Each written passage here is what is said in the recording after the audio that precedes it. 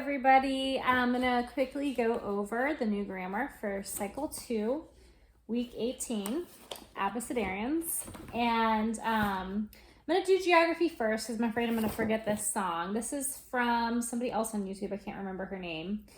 But I'm going to give you a couple ways to remember geography this week. In class, we're going to sing a song. And it's kind of like a very slow song. I can't remember what the tune is. It's a very familiar tune, but I don't know exactly what the tune is. But it goes, more Central European countries, Slovakia, Czechia, Hungary, Austria, and Italy. More Central European countries. All right, one more time. More Central European countries, Slovakia, Czechia, Hungary, Austria, and Italy. More Central European countries.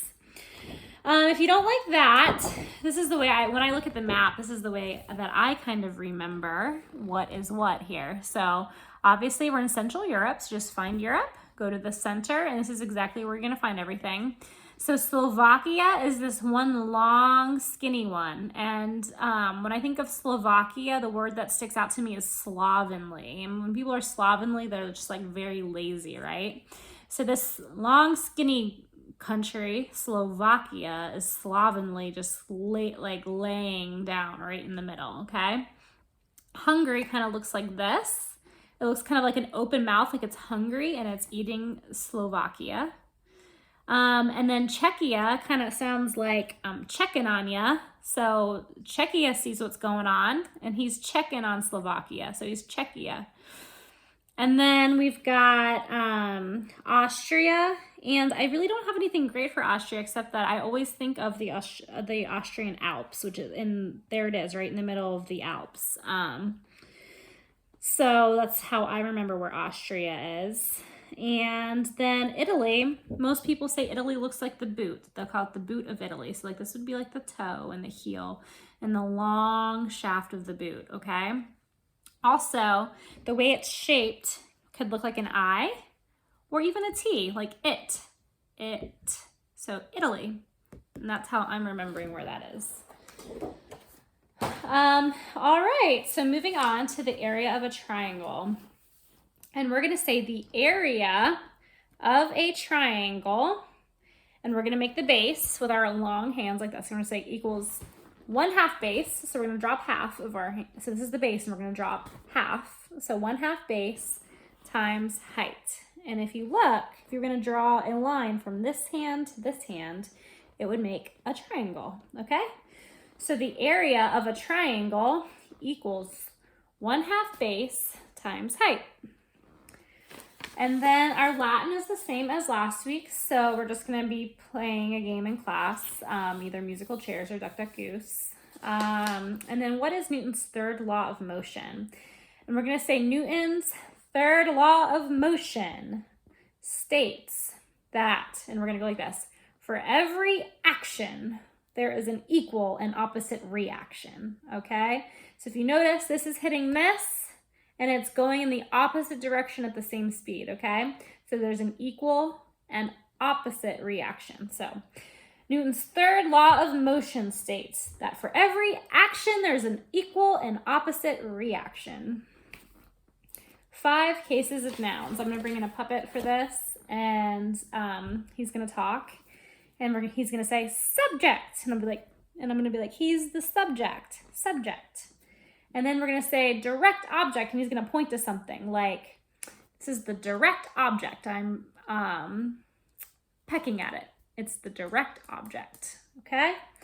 And then he's going to go and point to something way off in the distance, and he's going to say indirect object.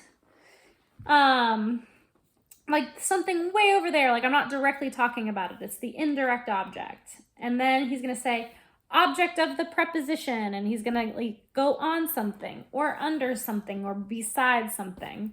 And that would be the object of a preposition. And then at the end, I'm going to say possessive, and I'm going to like possess him, okay? So we're going to say subject, direct object, or like direct object right here. Indirect object, object of the preposition, and possessive. And these are the 5 ways that nouns are used. All right, timeline.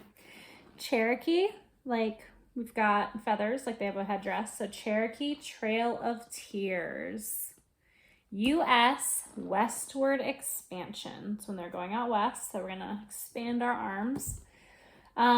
Marx publishes the Communist Manifesto. This is the Communist Fist. The Compromise of 1850 and the Dred Scott Decision.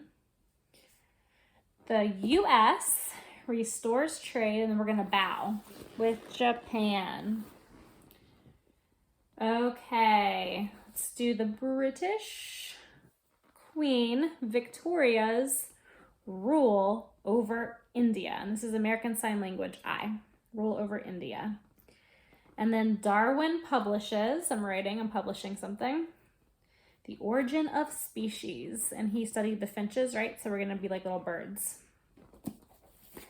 Okay, lastly, history. Tell me about the United Nations. And we're going to say in 1945, after the League of Nations. And we're going to kind of clasp our hands like, this is like us agreeing and we're like together, okay? But we're going to hold it kind of down. After the League of Nations. And then we're going to throw it away. Failed to prevent, we're just going to throw it away. Failed to prevent World War II. American President Roosevelt, British Prime Minister Churchill, and we're going to do the Communist Fist, Soviet Premier, and then make an S, Stalin, began the United Nations, and we're going to hold this one up higher because this is like a new agreement, and it's better than the old one.